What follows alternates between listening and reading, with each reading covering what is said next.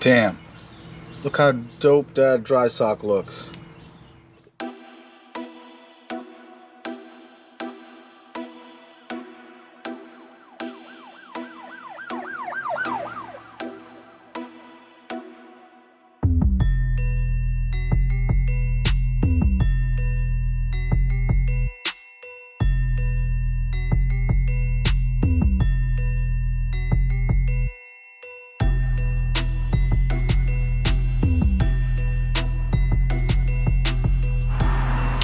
What's happening, fam? Welcome back to the channel. So another short video for you guys, and this one will be actually really helpful. So what I have here is something similar to what I was running when I was 450 at the wheels.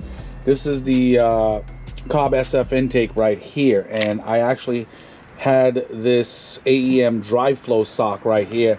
I've had it the whole time when I was running this intake, and I've tested this myself. This thing is, water just bounces, any type of liquid pretty much bounces off of it, but it does not hinder airflow.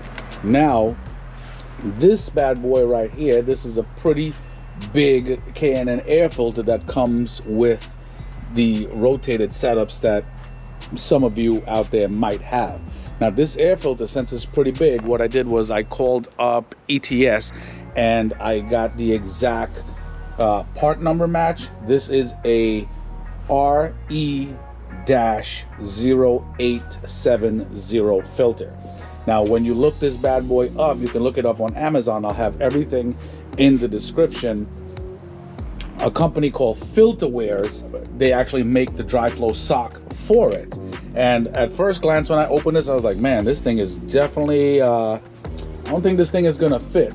But anyway, guys, this is a pre-filter. This is literally one of the best protections you can get for any type of dirt, sand, debris, water. And they use their own proprietary polyester fabric that it stops the debris as small as 0.005 inches. That's pretty damn small. Now, it does not, because I've ran this before, you could hear it, you could still get that all that awesome air noise and stuff like that. It does not reduce airflow whatsoever. The fabric that they use is it's freaking awesome. That's all I can tell you. It's freaking dope. So it's definitely high quality, something that you definitely want to run, especially when you're running your rotated setup, because obviously this setup that I have here is way more costly when I was 450 at the wheels, just in parts alone, you know what I'm saying? So this UV resistant mesh, it's super effective, especially in temperatures ranging below freezing and up to 470 degrees Fahrenheit.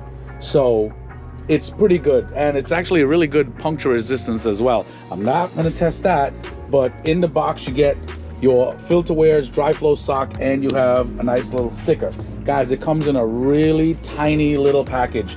So what I would do, or what you should do, you obviously take off your air filter, and let's test this bad boy out real quick.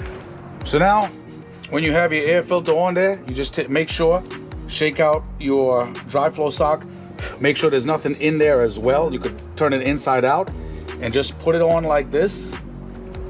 As I told you before, I thought at first that the damn thing wouldn't fit because it just looks small. But let me tell you, this thing is the exact fit, perfect match. It actually fits really nice. It's made exactly for this cone type filter right here. That's freaking awesome. Now, they even have these loops right here. It'll help you, you know, fit the sock over the filter. And also what it can do, if you wanted, you could actually run a string or whatever through these loops and tighten it. But I don't need to worry about that, because not like this is gonna get sucked into the turbo or anything like that. You know what I mean? So this will help your filter definitely also last longer in between oiling. So it'll definitely help that as well, but it will keep out the elements, and that's what you want. So I'm gonna slap this bad boy back on real quick, and we'll just look at the finished product.